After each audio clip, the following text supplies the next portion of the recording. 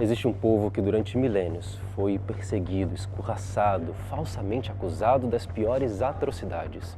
O mesmo povo que foi também acusado da própria morte de Jesus Cristo. Bom, tudo isso teria acontecido nesse mesmo lugar que eu estou aqui agora, em Jerusalém. E hoje eu quero conversar com vocês a respeito do antissemitismo, o ódio aos judeus, porque as últimas notícias em Israel são preocupantes. Disse que o ódio aos judeus cresceu mais de 360% no último ano. Talvez pela guerra em Gaza ou as ações de Israel nos países inimigos, mas eu quero dar para você as raízes do antissemitismo. E a gente vai explicar uma antiga história, a falsa acusação de que foram os judeus que mataram a Jesus. Eu quero compartilhar também com você a minha história pessoal, porque eu carrego no meu sangue o DNA da perseguição contra os judeus. A minha família que foi expulsa de vários lugares ao longo da história, até que pudéssemos encontrar abrigo aqui em Israel, quase 2000 anos depois da diáspora. É claro que nessa história, nessa trajetória, nós precisamos de você, como atalaia nas muralhas de Jerusalém, compartilhando a verdade, assim como disse o profeta Isaías. Para isso, eu quero te convidar para se inscrever aqui no canal, curtir esse vídeo e compartilhar com pelo menos 2 ou 3 amigos para que eles possam ouvir direto da Terra Santa a verdade a respeito de Israel. E é claro, não deixe de ativar o sininho das notificações para todo dia você receber um novo vídeo nessa jornada juntos, descobrindo Israel com seu amigo na Terra Santa, Isaac Levi. Eu estou entrando agora em uma espécie de paraíso em Jerusalém. Atrás de mim, nessa rua, começa a famosa Via Dolorosa, onde se dispõem 14 estações do sofrimento de Cristo naquela sexta-feira da Paixão. Mas é claro que esse lugar tão pacífico, tão bonito, com essa bela estrutura, se eu estivesse nesse lugar há 2000 anos atrás, a história seria muito diferente. Eu viria aqui pessoas que juntas no que o evangelista chama em grego original de litóstrotos, ou o pátio, pessoas que gritavam crucifica-o e que esse sangue caia sobre a nossa cabeça. Nesse mesmo lugar, começa a se perpetuar uma história por causa desse evento de que os judeus foram responsáveis pela morte de Jesus. E esse foi um dos maiores motivos da perseguição contra os judeus nos últimos 2000 anos. Eu quero mostrar para você como que essa percepção está errada. Os judeus não foram os responsáveis pela morte de Jesus e eu vou te provar e mostrar para você quem é o verdadeiro culpado pela morte de Cristo. Mas antes disso, eu quero falar para você sobre o que está acontecendo em Israel. Existe uma palavra que nós chamamos de antissemitismo. O antissemitismo é o ódio aos povos semitas. Claro que muito dessa palavra hoje também ela está conectada com os povos semitas no sentido dos muçulmanos, dos árabes. Mas, a princípio, a ideia original da própria confecção dessa palavra, desse termo, se deu a partir do ódio aos judeus. Não há povo na história mais perseguido do que o povo de Israel. A gente está falando de vários impérios dos mais poderosos que se levantaram, mas ainda assim, o povo de Israel, diante das mais profundas e fortes adversidades, conseguiu se manter de pé. Qual que será a causa, a natureza de todo esse ódio? De um povo inofensivo, que, como diz o nosso hino nacional, só quer ser um povo livre na sua terra, a terra de Sião, a terra de Jerusalém. Um dos problemas que o povo judeu enfrentou ao longo da sua história é que é um povo que nunca aceitou ser subjugado. Nós dizemos que somos servos apenas do próprio Criador. Então, existe uma palavra que nós chamamos que é a palavra assimilação. Ou algo que era muito comum, por exemplo, no Império Romano, que subjugava os povos que eles conquistavam e agora, ao invés de tomar os despojos da guerra, eles faziam com que aquelas regiões elas prosperassem, aquelas regiões crescessem, cobrando imposto e subjugando a cultura e os deuses locais aos deuses romanos. Muitas vezes aderindo todos aqueles deuses e adicionando eles ao seu próprio panteão. Não existe um deus, existem vários deuses. E a cultura romana unificava todo o império. Bom, um dos problemas que, por exemplo, os romanos encontram quando eles chegam em Israel é um problema de que o imperador Pompeu, cerca de 63 anos antes de Cristo, ele conquista Jerusalém. A sociedade judaica é dividida e agora ele consegue entrar, dominar a cidade e ele vai para o templo de Jerusalém para subjugar o Deus dos judeus, da fé monoteísta. E ele tem que mostrar que agora a identidade judaica ela está subjugada e assimilada ao panteão dos deuses romanos. Bom, ele faz isso da seguinte maneira. Ele entra no templo de Jerusalém e ele vai destruir a imagem do Deus de Israel. No templo de Jerusalém, ele passa pelo pátio, procurando uma imagem do Deus de Israel. E agora ele não acha no pátio uma imagem do Deus de Israel, então ele entra no local santo em busca de uma imagem do Deus de Israel. Passando pelo local santo, ele ainda não consegue encontrar uma imagem do Deus de Israel e agora ele entra no local mais sagrado, o Santo dos Santos, em busca de uma imagem do Deus de Israel. Um Deus a quem ele pudesse subjugar e mostrar agora a Roma que manda em vocês e o seu Deus pertence também ao nosso panteão. Está debaixo das nossas ordens na sua vida espiritual. E mais uma vez, infelizmente, para o Império Romano, eles não encontram uma imagem do Deus de Israel. E diz a história que Pompeu volta decepcionado para Roma, dizendo que como posso eu, agora então, subjugar um povo que tem um Deus invisível? E eles entendem que os judeus não aceitariam a assimilação. Era um povo problemático, que não aceitaria a idolatria e serem subjugados por Roma. Na verdade, todo romano que era enviado para cá, para Jerusalém, para poder tomar parte dessa conquista da cidade e cuidar dos judeus e controlar essa região, na verdade era como que uma espécie de punição. É como um militar que comete um erro durante a sua carreira e é mandado para o cafundó do Judas, para o pior lugar, para o pior interior, para o pior... Enfim, era a mesma situação aqui, porque era um povo que não se dava bem. Era um povo que não aceitava de fato a narrativa romana de que agora eles controlavam esse lugar. E por isso, no primeiro século, a grande expectativa era que viesse o Messias, não um Salvador, né, no sentido espiritual, e essa foi a dificuldade dos judeus entenderem a respeito de Jesus. Eles queriam realmente, na verdade, um Salvador no sentido físico, que viesse como um rei, para agora expulsar os romanos e trazer o reinado judaico novamente, o trono de Davi reestabelecido.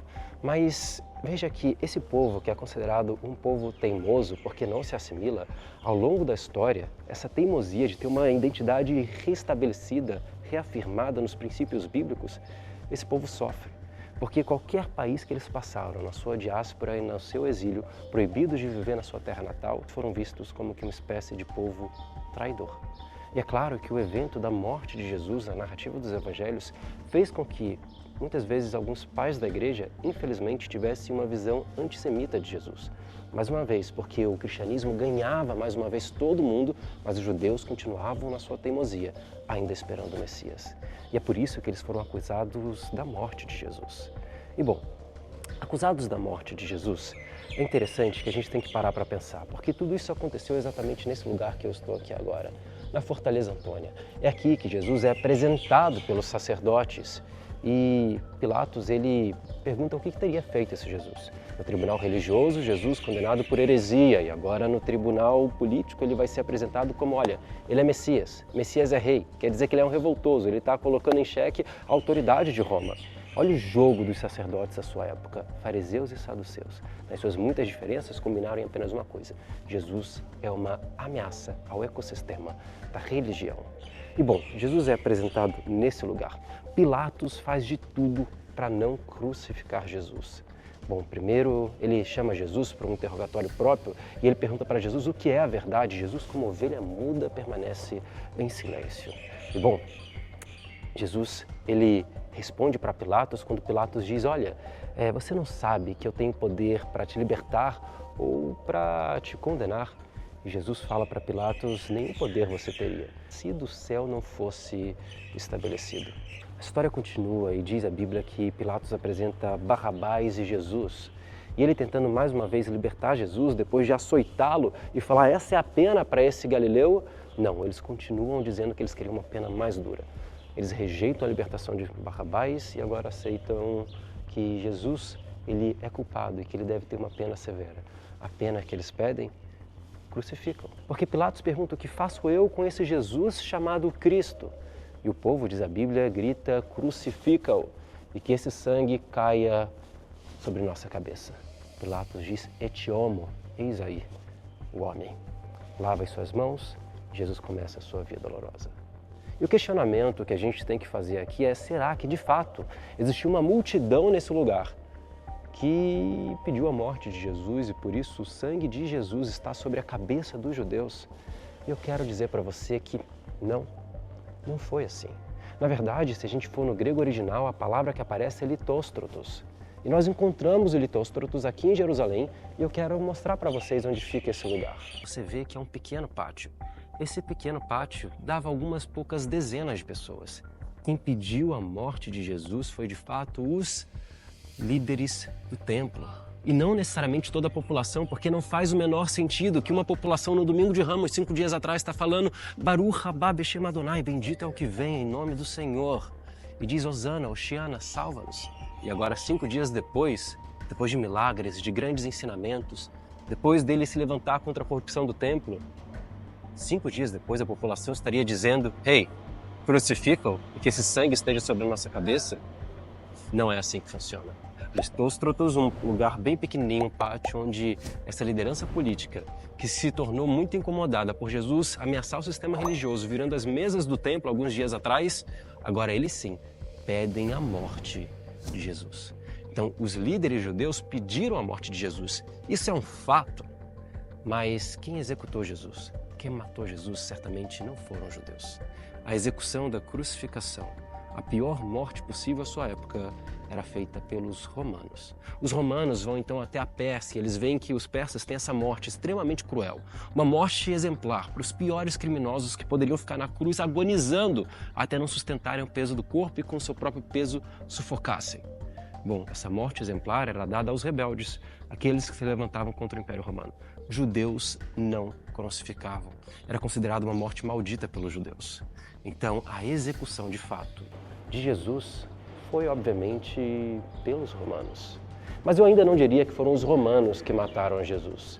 Porque Jesus fala para Pôncio Pilatos, você não tira a minha vida, mas eu mesmo a dou. Eu a entrego. Jesus se entregou. E acredite, isso não é um suicídio, ele está se entregando pelos pecados da humanidade. E aí a nossa pergunta do começo desse vídeo, ela é respondida. Porque se Jesus se entrega pelos pecados da humanidade e a partir desse lugar ele sobe a Via Dolorosa por 600 metros e é crucificado, bom, ele morre pelos pecados da humanidade, então os responsáveis pela morte de Jesus não são os judeus, não são os romanos. O responsável pela morte de Jesus é você. O responsável pela morte de Jesus sou eu. O responsável pela morte de Jesus é todo aquele que pecou e se separou da glória de Deus. Jesus morre porque ele decide se entregar. Ele morre por cada um que cometeu pecado para que houvesse purificação e uma chance de novos começos, de uma nova vida no reino eterno, para que houvesse salvação. Os judeus não mataram Jesus, porque se os judeus tivessem matado a Jesus, apenas os judeus teriam a salvação. E é claro que Jesus morreu para que todo aquele que nele crê tivesse vida eterna. Então não foi o meu povo que matou Jesus, fomos todos nós, em coletivo, como humanidade. E bom, como aqui a gente fala de notícias, mas também da realidade, do turismo, da história e arqueologia de Israel, eu quero mostrar para vocês uma pérola escondida de Jerusalém. Eu estou agora nas fundações da Fortaleza Antônia, o local onde Jesus foi julgado por Pôncio Pilatos. E se a gente descer, agora eu estou indo quase que 20 metros abaixo do solo de Jerusalém, a gente vai entrar agora num lugar bem escuro, uma aventura isso daqui, que é basicamente a cisterna da Fortaleza Antônia, depois expandida por Adriano no século II. Mas se essa é a cisterna da Fortaleza Antônia, isso quer dizer para mim que possivelmente é desse lugar que foi tirada a água com que Pôncio Pilatos lavou a sua mão. Bom, possivelmente não, certamente foi nesse lugar, não dá mais certeza às coisas. E olha aqui atrás de mim, a cisterna. Até hoje ela tem um pouco de água. Imagina você, talvez um servo, um oficial romano vindo aqui buscar água para levar assim em uma bacia para Pôncio Pilatos. E assim Pôncio Pilatos lava a sua mão tentando se eximir de culpa. Ninguém queria a responsabilidade de condenar aquele galileu. Cláudia, esposa de Pilatos, ela já dizia que eu sonhei com esse homem a noite toda, ele é inocente. E bom, ainda assim aconteceu. Mas eu quero mostrar para vocês mais um lugar muito interessante que pode estar conectado com o julgamento de Jesus. Vejam que está muito escuro, a gente está no subterrâneo de Jerusalém, eu estou tentando colocar uma luz aqui, mas para mostrar esse lugar escondido, muito especial, que olha, eu vou colocar aí para a imagem para vocês, um tabuleiro de jogos que mostra pra gente os jogos, né, que os soldados faziam. Lembra que eles lançam sortes pelas vestes de Jesus, que eles zombam e que eles faziam seus jogos. Então, encontrar um tabuleiro de jogos faz a gente associar a narrativa bíblica a esse lugar e dar mais uma prova, mais uma evidência que possivelmente esse era, sim, a fortaleza Antônia. E agora eu quero mostrar as ranhuras no piso e uma parte de um piso que é original da Via Dolorosa, por onde certamente Jesus passou. Então, essas ranhuras, deixa eu colocar a luz aqui, vocês vão ver que elas estão conectadas possivelmente para as pessoas subirem a rua, principalmente no tempo de chuva, os cavalos, e assim elas não escorregarem, né? Então aqui a gente está na geografia, na arqueologia, na história dos acontecimentos finais da vida de Jesus.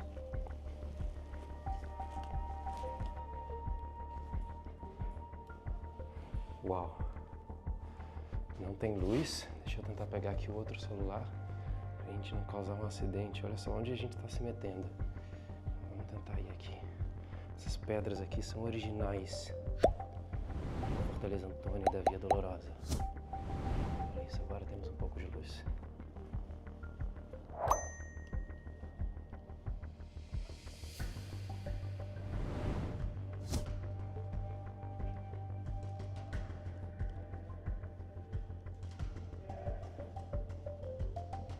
Imagine você que os judeus foram vítimas de todo tipo de acusação durante a história. Bom, acusados de serem detentores dos meios de produção, ou seja, eles eram extremamente ricos, e apenas por defenderem princípios que são básicos, que estão no manual de instrução da humanidade, que é a Bíblia, que, é claro, te leva de algum modo à prosperidade. E bom, porque eles não poderiam ter a terra, eles então vão para as profissões de ofício, por exemplo, advogado, arquiteto, engenheiro, enfim, professor, médico. E quando tem a Revolução Industrial, é claro que essas profissões se tornam as melhores. E aí, com o seu saber adquirido, eles estão aí na linha de frente da produção. Bom, a Torá, 3.500 anos atrás, já falava que para ser judeu você tem que saber ler, porque diz a Torá, leia e medite nessa lei de dia e de noite. Então, eu dou um exemplo do meu Brasil, meu país amado, que eu já não vivo, mas tenho muito respeito, que até a década de 70, quase 55% das pessoas eram analfabetas. Os judeus, há 3.500 anos atrás, já tinham o mandamento de saber ler e escrever. E é claro que isso explica o porquê que mais de 200 prêmios Nobel estão na mão dos judeus, que são 0,01% da humanidade. Por que 25% das maiores achados científicos, das maiores pesquisas e dos Nobel estão na mão dos judeus? Eles respeitam os princípios bíblicos. A própria igreja, infelizmente católica, onde eu estou agora, eu falo com muito respeito aos meus irmãos católicos, também perseguiu os judeus. A minha família tem um histórico de perseguição. Eu conto para vocês a minha história pessoal, porque a minha família é uma família que vem da Península Ibérica. Somos judeus sefaraditas, judeus que primeiro foram expulsos da Espanha pelo infame decreto da Rainha Isabel, em 1492. Fugidos para Portugal agora, eles acham que encontraram um paraíso, uma nova vida. Mas muitos foram obrigados à conversão e os outros tiveram que fugir para Marrocos, para Israel, para outras regiões. Basicamente essa é a história da minha família. Eu carrego no meu sangue o DNA da perseguição. Mas não só eu que sou judeu e por isso consegui achar abrigo fazendo a minha imigração aqui em Israel, mas muitos brasileiros, por mais que eles não sejam filhos de mãe judia e por isso não sejam considerados judeus, também têm uma grande ancestralidade judaica. Muitas tradições no Brasil, principalmente no Nordeste, são tradições judaicas. De novos cristãos, que são aqueles judeus obrigados à conversão, que fogem para o Brasil. E agora ali eles tentam encontrar um abrigo. Talvez o próprio nome Brasil vem de Barazel, ferro, uma referência que vai ser dada ao pau-brasil quando esses exploradores chegam. Bom, Pedro Álvares Cabral era um novo cristão, era um judeu convertido. E bom, muitas tradições, como eu falei para vocês, do Brasil, elas são tradições que são de novos cristãos, de judeus convertidos. Por exemplo, eles eram proibidos de guardar o Shabat, o sábado. E você sabe como que a gente começa o sábado? A gente conta as 3 primeiras estrelas no céu. Olhamos para o céu e começamos a contar. E por isso, a Inquisição ficava de olho para saber se tinham judeus esperando a entrada do sábado. Era proibido guardar o sábado. E o que as mães então falavam para os seus filhos? Se você contar estrelas, vai dar verruga nos seus dedos. uma forma de impedir com que as crianças vissem o começo do Shabat. Você já deve ter ouvido falar dessa tradição, de não varrer e passar o lixo pela porta, porque é onde fica a mezuzá, o símbolo da proteção de Deus na casa. Acender 2 velas a Maria na sexta-feira à noite, os judeus acendem 2 velas na sexta-feira à noite, o início do Shabat. Muitas tradições judaicas estão dentro da cultura brasileira, uma herança de um povo perseguido que, de algum modo, tenta também encontrar refúgio em terras brasileiras. Mas, gente, melhor que o início das coisas, muitas vezes é o final delas. Eu estou aqui agora na Fortaleza Antônia, onde Jesus foi julgado, entre as ruínas, um sítio franciscano. E houve um Papa que visitou esse lugar em 1964. O seu nome era Paulo VI. E ele foi também o responsável por fazer uma grande reparação histórica. O Papa Paulo VI, ele presidiu aquilo que nós chamamos de o Concílio do Vaticano II, o segundo Concílio do Vaticano. E quando em 1965, a Igreja Católica pediu perdão aos judeus e reconheceu que eles fazem parte da revelação de Deus à humanidade e que existe também o sagrado na sua fé. Bom, a partir de então, essa história continua com João Paulo II, que faz a primeira visita a Israel na história de um Papa. Desde a gente pode falar de Pedro, se é que ele era o líder da igreja. E depois disso, então, ele faz também a primeira visita de um Papa a uma sinagoga. Hoje a igreja reconhece também os seus erros e é claro que os judeus também, de braços abertos, recebem não só os católicos, mas todos os nossos irmãos cristãos. Porque infelizmente não foi uma história apenas dos católicos, mas também uma história dos protestantes. Martinho Lutero, ele escreveu um livro chamado Judeus e Suas Mentiras. Ele ensinou a perseguição dos judeus, a queima das suas sinagogas, a destruição das suas lojas. Ele dizia que os judeus eram um povo impuro e que blasfemava o nome de Deus. E é claro que Adolf Hitler, quando ele escreve o Mein Kampf, o seu livro de perseguição contra os judeus, ele vai utilizar as obras de Lutero, que era alemão, como uma base teórica para o seu ódio, o seu discurso de ódio contra os judeus. E sabe que realmente não faz o menor sentido toda essa história desse ódio, porque hoje essa perseguição que nós sofremos por causa do nosso direito de autodefesa após sermos vítimas de um dos maiores atentados terroristas da história da humanidade. Bom, eu não entendo por que esse julgamento acontece, porque até mesmo o valor com o qual nós somos julgados são valores que o povo judeu trouxe ao mundo. Imagine você que a história de o respeito à vida humana, o valor à vida, direitos humanos, a igualdade entre os homens, todos esses valores, a primeira vez que eles aparecem na história, fundamentados dessa maneira, é com um senhorzinho de 80 anos, chamado Moisés, que desce com a lei mosaica do Monte Sinai e entrega isso para a humanidade. Os ordenamentos jurídicos, os freios éticos, as questões morais estão associadas diretamente com a Torá, com a Bíblia judaica. E para terminar esse vídeo, eu estou aqui na Via Dolorosa, olha só. E justamente nesse lugar atrás de mim, a gente conclui com uma história de um cristão brasileiro que era um grande amigo do povo judeu.